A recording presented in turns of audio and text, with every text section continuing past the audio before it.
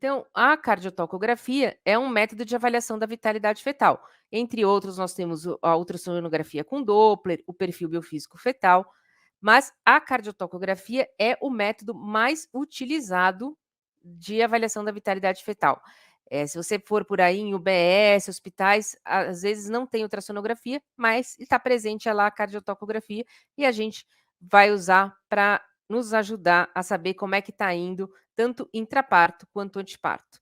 É um método biofísico não invasivo, tá? A gente não precisa ter acesso ao bebê, né? Como é, por exemplo, aquele scalp que a gente tem que colocar ali na cabecinha do bebê. Então a gente invade ali a cabecinha do bebê. Então esse método não precisa, é um método não invasivo. É um método já antigo, tá? Começou na década de 50, mais ou menos na mesma época, Caldeiro Barcia no Uruguai e Edward Hong nos Estados Unidos começaram a criar a cardiotocografia. E para que a gente vê a cardiotocografia?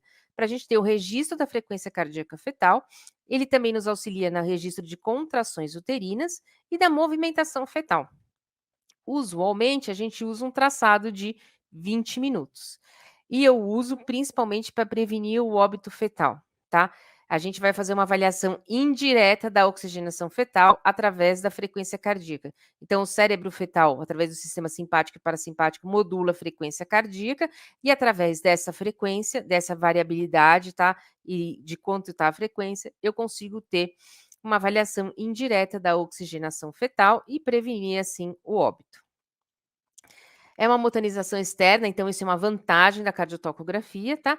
E a gente tem ali um sistema Doppler acoplado a um sistema computadorizado de interpretação. Então, ele pega ali todos os traçados, né, todos os movimentos fetais, a frequência cardíaca, e coloca para a gente num sistema computadorizado e a gente só tem que saber interpretar. Qual que é a desvantagem da cardiotocografia? A maior desvantagem da cardiotocografia é a dificuldade de uniformizar a interpretação. Muitas vezes você olha e pensa: "Ah, para essa cardiotocografia tá boa". Aí um outro médico olha e fala: "Ah, não, para mim não tá tão boa, acho melhor a gente repetir". Então tem essa variabilidade inter-observador e muitas vezes pode acontecer até intra-observador. Você olha uma vez e na segunda vez que você olha, você já fica com dúvida, então não é um método tão fácil assim de uniformizar a interpretação, tá? Lembrar que ele é um método de rastreamento, então ele não vai dar o diagnóstico de hipóxia, tá? É só um método de rastrear. E outro problema dele é que ele dá muito falso positivo. Então, muitas vezes você acha que o bebê está com hipóxia quando o bebê nasce com Apgar 9,10, com um pH de cordão bom, tá? Acima de 7,10. Então, ele dá muito falso positivo. Mas, como eu disse para vocês, é um método mais barato e mais disponível que a gente tem no Brasil e no mundo, tá? Então, apesar dos falsos positivos, a gente não pode deixá-lo de lado, a gente tem que saber interpretar, e é isso que a gente vai ver hoje nessa aula. A cardiotocografia, ela pode ser anteparto ou intraparto. Anteparto é aquela que a gente faz fora do trabalho de parto. Então, quando a paciente vai numa agenda de ultrassom fazer cardiotocografia, ou você está numa OBS fazendo pré-natal e lá tem disponível uma cardiotocografia e você solicita para a paciente fazer, tá? Normalmente, atualmente, a gente faz sem sobrecarga. O que eu quero dizer com isso? Eu não testo a paciente, e não testa um trabalho de parto. Com sobrecarga quer dizer com ocitocina. Antigamente se usava muito isso.